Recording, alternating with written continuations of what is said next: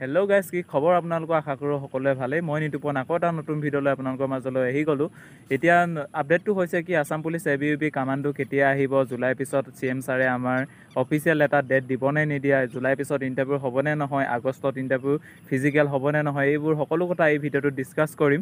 আৰু CM ছাৰেনো কিনো ক'লে ভিডিঅ'টো লাষ্টলৈকে লগাই দিম, আপোনালোকে চাব। আৰু ভিডিঅ'টো সম্পূৰ্ণ নোচোৱাকৈ আপোনালোকে যি টি কমেণ্ট নকৰিব, ভিডিঅ'টো লাষ্টলৈকে চাব, তাৰ পৰাহে কমেণ্ট কৰিব। এতিয়া CM ছাৰেনো কিনো ক'লে এবাৰ ভিডিঅ'টো চাওক, আৰু ভিডিঅ'ৰ লাষ্টতো এটা ধুনীয়া এটা আপডেট দিম, আপোনালোকে ভিডিঅ'টো লাষ্টলৈকে চাই থাকিব। এতিয়া এপি শুনি ল, প্ৰশ্ন কৰিলে মনে মনে থাকিব লাগে, উত্তৰটো দিব লাগিব নহয়।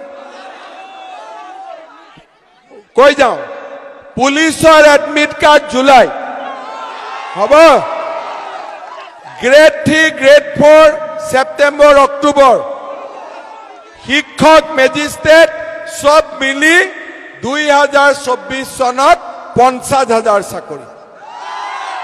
যদি ভিডিঅ'টো চাই ভাল লাগিলে please like, comment, share and চেনেলটো ছাবস্ক্ৰাইব কৰিবলৈ একেবাৰে নাপাহৰিব। আকৌ নেক্সট এটা আপডেট লৈ আপোনালোকৰ মাজলৈ আহিম। তো আজিলৈ ইমানেই, বাই বাই। আমাৰ গোটেইখিনি ৰেডি হৈ আছে। বৰ্তমান বানৰ পৰিস্থিতিৰ কাৰণে মই এই বিষয়টো চকু দিয়া নাই, কাৰণ আজি যদি আমি পৰীক্ষা পাতিব লাগে, পুলিচে দৌৰিব লাগিব, পুলিচত এখন খেলপথাৰতো পানী নোহোৱাকৈ নাই। সেইকাৰণে জুলাই মাহটো অপেক্ষা কৰি লওঁ, তাৰপিছত এই বছৰতে আমি চব চেছ কৰিম।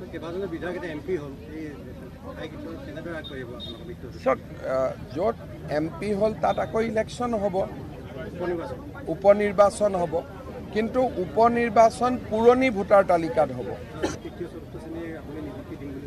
আমাৰ গোটেইখিনি ৰেডি হৈ আছে। বৰ্তমান বানৰ পৰিস্থিতিৰ কাৰণে মই এই বিষয়টো চকু দিয়া নাই, কাৰণ আজি যদি আমি পৰীক্ষা পাতিব লাগে, পুলিচে দৌৰিব লাগিব, পুলিচত এখন খেলপথাৰতো পানী নোহোৱাকৈ নাই। সেইকাৰণে জুলাই মাহটো অপেক্ষা কৰি লওঁ, তাৰপিছত এই বছৰতে আমি চব চেছ কৰিম।